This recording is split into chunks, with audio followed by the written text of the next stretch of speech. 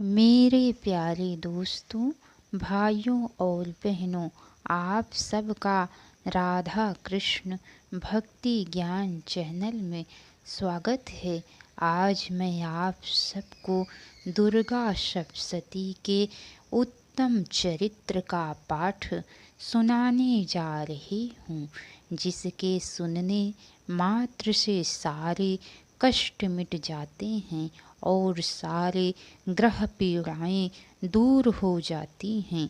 तो चलिए दोस्तों, आप सबको दुर्गा सप्तशती के उत्तम अध्याय का पाठ सुनाती हूँ। रक्त बीज का वध मैं अग्निमा आदि सिद्धिमयी किरणों से आवृत भवानी का ध्यान करता हूँ। उनके शरीर का रंग लाल है, नेत्रों में करुणा लहरा रही है तथा हाथों में पास अंकुश बाण और धनुष शोभा पाते हैं। ऋषि कहते हैं, चंड और मुंड नामक दैत्यों के मारे जाने तथा बहुत सी सेना का संहार हो जाने पर दैत्यों के राजा प्रतापी शुंभ के मन में बड़ा क्रोध हुआ और उसने दैत्यों की संपूर्ण सेना को युद्ध के लिए कूच करने की आज्ञा दी। वह बोला, आज उदयुद्ध नाम के 86 दैत्य सेनापति अपनी सेनाओं के साथ युद्ध के लिए प्रस्थान करे। कंबु नाम वाले दैत्यों के 84 सेना नायक अपनी वाहिनी से घिरे हुए यात्रा करे। 50 कोट वीर्य कुल के और 100 धौम्र कुल के असुर सेनापति मेरी आज्ञा से सेना सहित कूच करे। कालक, दौहार्द, मौर्य और काल के असुर भी युद्ध के लिए तैयार हो मेरी आज्ञा से तुरंत प्रस्थान करे। भयानक शासन करने वाला असुर राज शुंभ इस प्रकार आज्ञा दे सहस्त्रों बड़ी बड़ी सेनाओं के साथ युद्ध के लिए प्रस्थित हुआ। उसकी अत्यंत भयंकर सेना आती देख चंडिका ने अपने धनुष की टंकार से पृथ्वी और आकाश के बीच का भाग गुजा दिया। राजन, तदंतर देवी के सिंह ने भी बड़े जोर जोर से दहाड़ना आरंभ किया। फिर अंबिका ने घंटे के शब्द से उस ध्वनि को और भी बढ़ा दिया। धनुष की टंकार, सिंह की दहाड़ और घंटे की ध्वनि से संपूर्ण दिशाएं गूंज उठी। उस भयंकर शब्द से काली ने अपने विकराल मुख को और भी बढ़ा लिया तथा इस प्रकार वे विजयिनी हुई। उस तुमुल नाद को सुनकर दैत्यों की सेनाओं ने चारों ओर से आकर चंडिका देवी, सिंह तथा काली देवी को क्रोध पूर्वक घेर लिया। राजन, इसी बीच में असुरों के विनाश तथा देवताओं के अभ्युदय के लिए ब्रह्मा, शिव, कार्तिकेय, विष्णु तथा इंद्र आदि देवों की शक्तियाँ जो अत्यंत पराक्रम और बल से संपन्न थी, उनके शरीर से निकलकर उन्हीं के रूप में चंडिका देवी के पास आई। जिस देवता का जैसा रूप, जैसी वेशभूषा और जैसा वाहन है, ठीक ही साधनों से संपन्न हो उसकी शक्ति असुरों से युद्ध करने के लिए आई। सबसे पहले हंस युक्त विमान पर बैठी हुई अक्ष सूत्र और कमंडलों से सुशोभित ब्रह्मा जी की शक्ति उपस्थित हुई, जिसे ब्रह्माणी कहते हैं। महादेव जी की शक्ति वृषभ पर आरूढ़ हो हाथों में श्रेष्ठ धनुष धारण किए, महानाग का कंगन पहने, मस्तक में चंद्र रेखा से विभूषित हो वहां आ पहुंची। कार्तिकेय जी की शक्ति स्वरूपा जगदम्बिका उन्हीं का रूप धारण किए, मयूर पर आरूढ़ हो श्रेष्ठ हाथों में शक्ति लिए दैत्यों से युद्ध करने के लिए आई। इसी प्रकार भगवान विष्णु की शक्ति गरुड़ पर विराजमान हो शंख चक्र गदा सारंग धनुष तथा खड्ग हाथ में लिए वहां आई। अनुपम यज्ञ वाराह रूप धारण करने वाले श्री हरि की जो शक्ति है, वह भी वाराह शरीर धारण करके वहां उपस्थित हुई। नारसिंही शक्ति भी नृसिंह के समान शरीर धारण करके वहां आई। उसकी गर्दन के बालों के झटके से आकाश के तारे बिखरे पड़ते थे। इसी प्रकार इंद्र की शक्ति वज्र हाथ में लिए गजराज ऐरावत पर बैठ कर आई। उसके भी सहस्त्र नेत्र थे। इंद्र का जैसा रूप है वैसा ही उसका भी था। तदंतर उन देव शक्तियों से घिरे हुए महादेव जी ने चंडिका से कहा, मेरी प्रसन्नता के लिए तुम शीघ्र ही इन असुरों का संहार करो। तब देवी के शरीर से अत्यंत भयानक और परम उग्र चंडिका शक्ति प्रकट हुई, जो सैकड़ों गीदड़ियों की भांति आवाज करने वाली थी। उस अपराजिता देवी ने धूमिल जटा वाले महादेव जी से कहा, भगवान आप शुंभ निशुंभ के पास दूत बनकर जाइए और उन अत्यंत गर्वीले दानव शुंभ एवं निशुंभ दोनों से कहिए, साथ ही उनके अतिरिक्त भी जो दानव युद्ध के लिए वहां उपस्थित हों उनको भी यह संदेश दीजिए, दैत्यों यदि तुम जीवित रहना चाहते हो तो पाताल को लौट जाओ। इंद्र को त्रिलोकी का राज्य मिल जाए और देवता यज्ञ भाग का उपयोग करें। यदि बल के घमंड में आकर तुम युद्ध की अभिलाषा रखते हो तो आओ, मेरी सीमाएं योगिनियां तुम्हारे कच्चे मांस से तृप्त हों।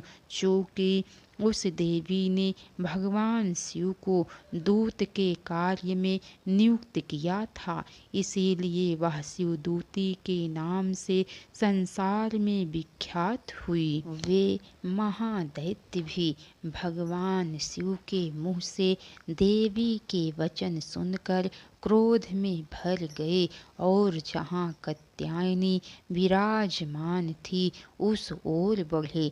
तदंतर वे दैत्य क्रोध में भरकर पहले ही देवी के ऊपर बाण शक्ति और सृष्टि आदि अस्त्रों की वृष्टि करने लगे।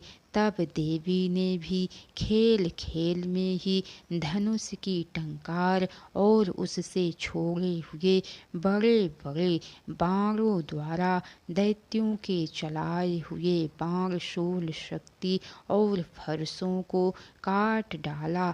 फिर काली उनके आगे होकर शत्रुओं के शूल के प्रहार से विदीर्ण करने लगी और खड्गवांग से उनका कचूमर निकालती हुई रणभूमि में विचरने लगी।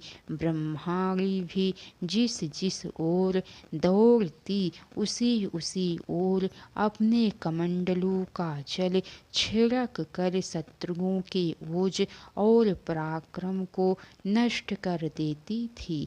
माहेश्वरी ने त्रिशूल से तथा वैष्णवी ने चक्र से और अत्यंत क्रोध में भरी हुई कुमार कार्तिकेय की शक्ति से दैत्यों का संहार आरंभ किया।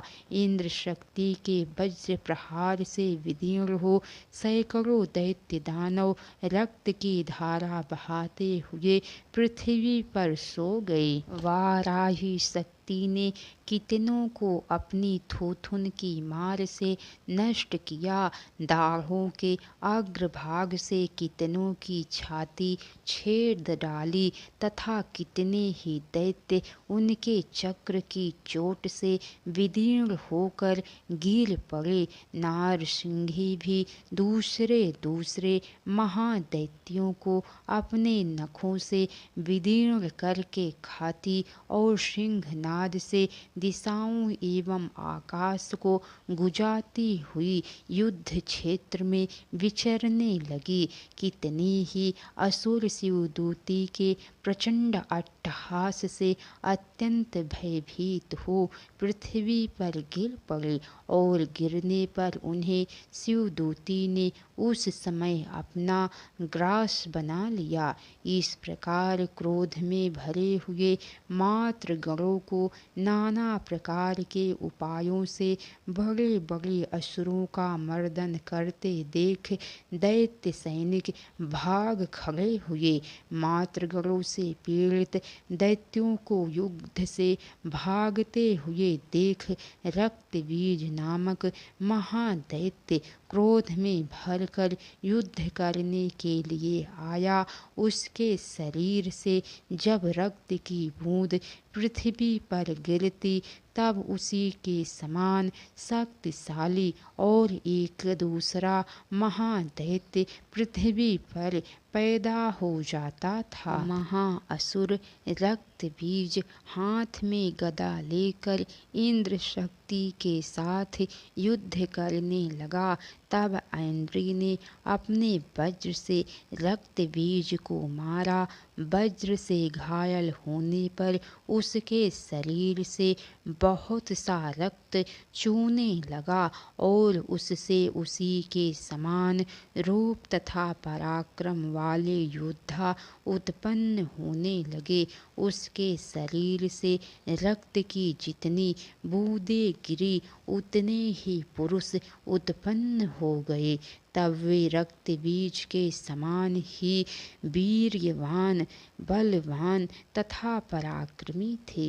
वे रक्त से उत्पन्न होने वाले पुरुष भी अत्यंत भयंकर अस्त्र शस्त्रों का प्रहार करते हुए महामातृगणों के साथ घोर युद्ध करने लगे। पुनः वज्र के प्रहार से जब उसका मस्तक घायल हुआ तब रक्त बहने लगा और उससे हजारों पुरुष उत्पन्न हो गए। वैष्णवी ने युद्ध में रक्त बीज पर चक्र का प्रहार किया तथा इंद्र ने उस महादैत्य सेनापति को गदा से चोट पहुँचाई। वैष्णवी के चक्र से घायल होने पर उसके शरीर से जो रक्त बहा और उससे जो उसी के बराबर आकार वाले सहस्त्रों महादैत्य प्रकट हुए उनके द्वारा संपूर्ण जगत व्याप्त हो गया। कौमारी ने शक्ति से, वाराही ने खड्ग से और माहेश्वरी ने त्रिशूल से महादैत्य रक्तबीज को घायल किया।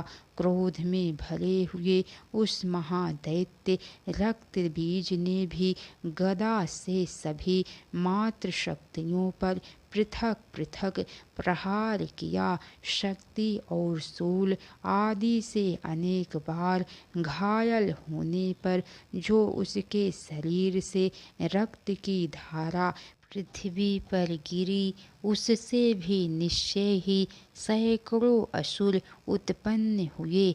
इस प्रकार उस महादैत्य के रक्त से प्रकट हुए असुरों द्वारा संपूर्ण जगत व्याप्त हो गया। इससे उन देवताओं को बड़ा भय हुआ।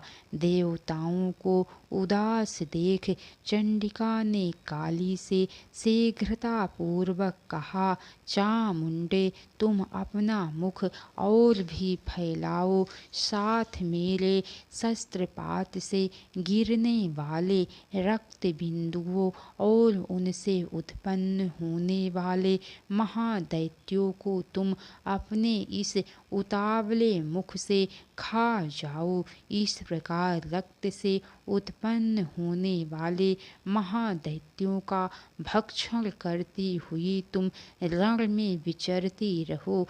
ऐसा करने से उस दैत्य का सारा रक्त क्षीण हो जाने पर वह स्वयं भी नष्ट हो जाएगा।